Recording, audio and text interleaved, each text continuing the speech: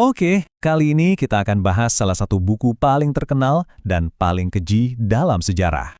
Sebuah buku yang ide-idenya menyatu dengan tindakan mengerikan penulisnya.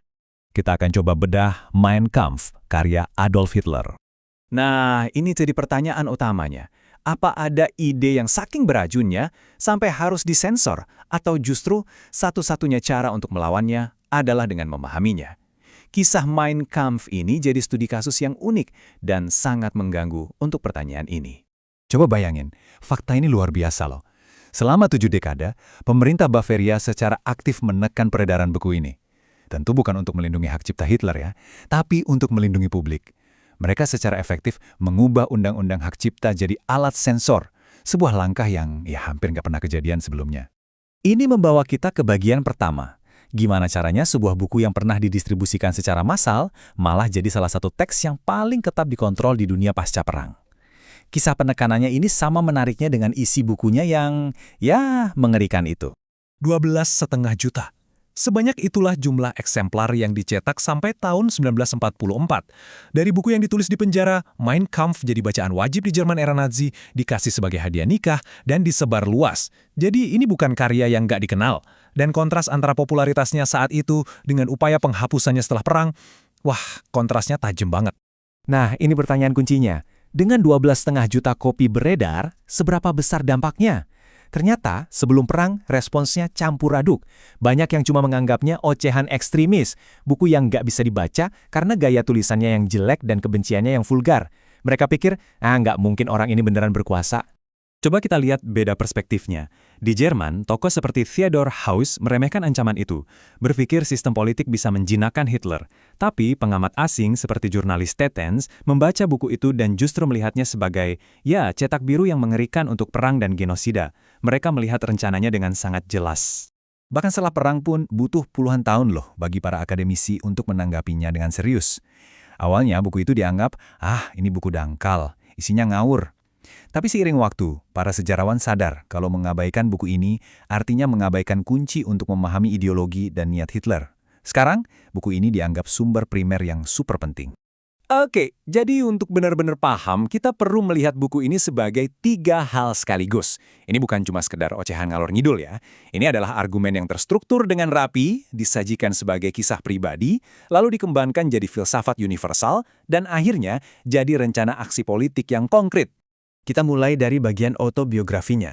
Hitler itu bukan cuma menceritakan kisah hidupnya, dia itu lagi ngebangun mitos. Setiap kejadian, setiap kesulitan dibingkai ulang sebagai langkah yang nggak terhindarkan dalam perjalanannya menjadi penyelamat Jerman.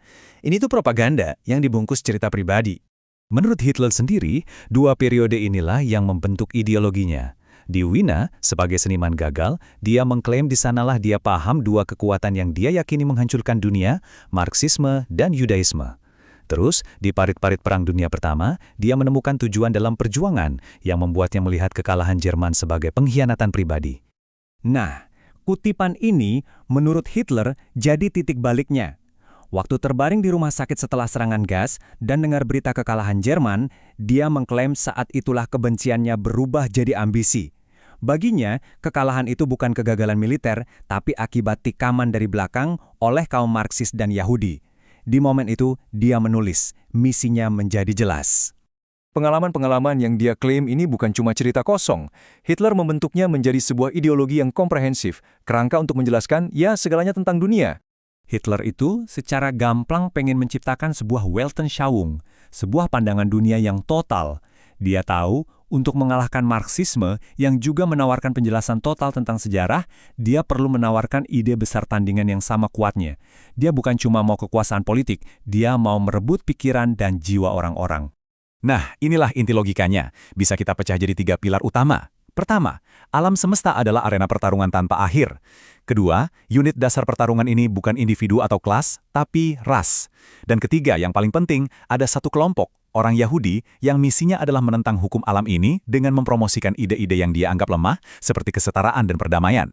Di dalam pandangan dunianya ini, ada hierarki yang kaku banget.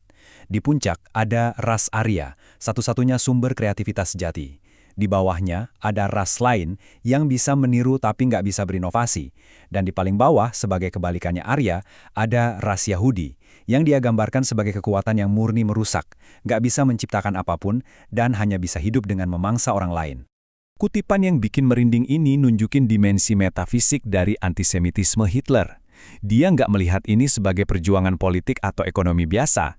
Dia menganggap ini pertarungan kosmis antara kekuatan penciptaan dan kehancuran, sebuah pertarungan untuk nasib planet ini. Ideologi ini kan nggak ada artinya tanpa rencana. Dan bagian ketiga dari Mein Kampf, ya, isinya persis itu. Sebuah program politik langkah demi langkah untuk mengubah pandangan dunianya yang keji menjadi kenyataan.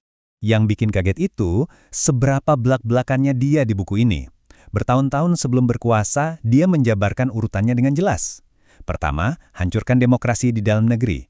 Kedua, persenjatai lagi Jerman. Ketiga, cari aliansi. Keempat, netralkan Prancis. Dan terakhir, tujuan utamanya, perang penaklukan di Eropa Timur untuk Lebensraum, ruang hidup.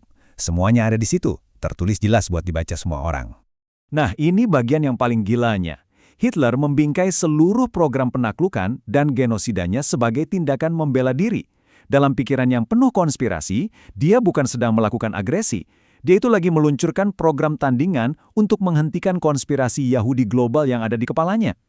Dia memproyeksikan niat jahatnya sendiri ke musuh ciptaannya. Nah, ini membawa kita balik lagi ke pertanyaan di awal. Setelah kita tahu isinya, apa buku ini beneran berbahaya? Dan kalau iya, sebenarnya bahayanya itu di mana? Jadi, ketakutan yang umumkan bahwa buku itu sendiri punya semacam kekuatan hipnotis gitu, seolah-olah membacanya bakal mengubah kamu jadi Nazi. Tapi, analisisnya menunjukkan hal yang berbeda. Padahal kenyataannya, buku ini tuh susah banget dibaca, membosankan, berulang-ulang, dan ditulis dengan buruk. Kekuatan rayuannya seringkali terlalu dibesar-besarkan. Dan justru disinilah letak bahaya yang sesungguhnya. Bukan di tulisannya itu sendiri, tapi pada fakta bahwa ide-ide intinya, nasionalisme ekstrim, politik identitas rasial, serangan pada liberalisme, dan teori konspirasi, ternyata awet banget. Ide-ide ini nggak ikut mati bareng Hitler. Coba deh perhatikan konflik-konflik ini. Perdebatan antara nasionalisme dan kerjasama internasional. Serangan terhadap nilai-nilai demokrasi liberal. Argumen bahwa ketidaksetaraan itu alami. Klaim bahwa budaya yang berbeda ditakdirkan untuk berkonflik. Seperti yang ditunjukkan sumber kita, ini kan pertarungan yang sama persis seperti yang Hitler perjuangkan. Cuma bahasanya aja yang udah ganti. Dan ini ninggalin kita dengan satu pertanyaan terakhir. Selama 70 tahun, strateginya adalah membungkam lugu ini. Tapi sekarang, setelah tersedia, kita dihadapkan pada pilihan yang beda. Apa kita mau terus-terusan takut dan cuek aja? Atau kita hadapi, kita bedah, dan kita pahami kenapa ide-ide mengerikan di dalamnya terus bergema, supaya kita bisa melawannya dengan jauh lebih efektif? Jawabannya mungkin akan menentukan masa depan kita.